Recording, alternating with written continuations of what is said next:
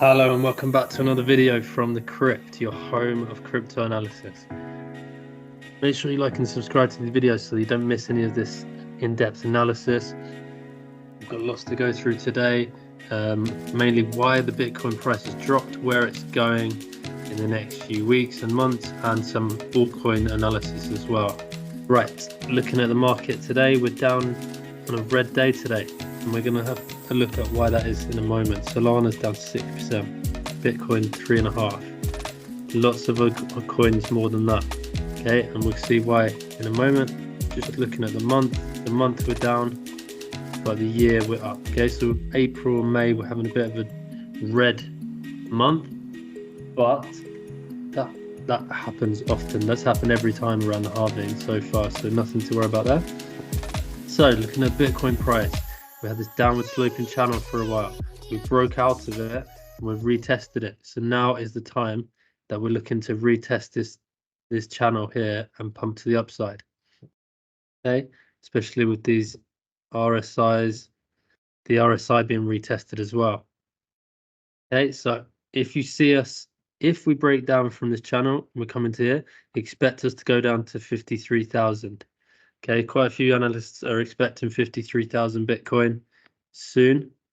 And if we start pumping up and we go above 64,000, then we can see 67,000 and then 70,000. So just this trend line here is very important for Bitcoin to hold right now. The reason why we've seen a drop yesterday from 64 down to 60,000, let's have a look. We had stagflationary US economic data and hawkish remarks from a Fed speaker. They soured the bullish mood. Okay, so it was basically disappointing US economic data and hawkish remarks from a Dallas Fed President Lori Logan that has sent them downward. The one-year inflation expectation rose to 3.5% from 3.2% previously. Okay, so the inflation expectations are rising. And then next we have Bitcoin price flash crash raises the chance of a Bitcoin dip to $54,000. The Bitcoin price drops more than 2% in an hour, okay, leading to $127 million in long liquidations. Those long liquidations there for Bitcoin could lead us to go down to 54,000.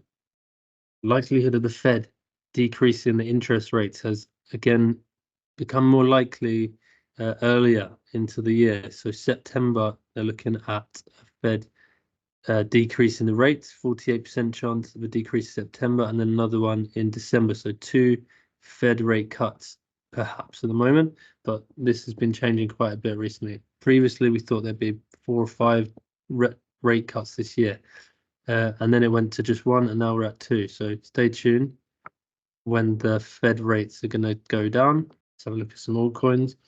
We got Fetch AI, my favorite altcoin so far of the bull run. We had a massive run up from, we're at 20 cents here.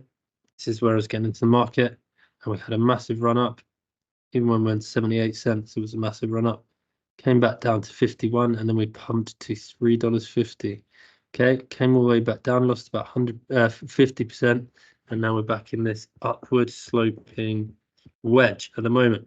Okay, so the resistance is around $2.50, and we're on the bottom of this trend line here. So watch out if we break that. Maybe we come down and retest some of these lows of 160, 150. If we bounce off, we got to break through the $2.50 mark, and if we do that, then look out for much higher returns for Fetch. But like I said, the bull run hasn't fully reached its most explosive just yet, and we've already seen 10x gains from Fetch AI, maybe 20x if you got in early enough. Okay, so this is a coin that I would recommend. Do your own research though. Pepe is doing really well despite Bitcoin going down at the moment slightly and being volatile. Pepe is near its all-time high still. We've been in this upward sloping trend here.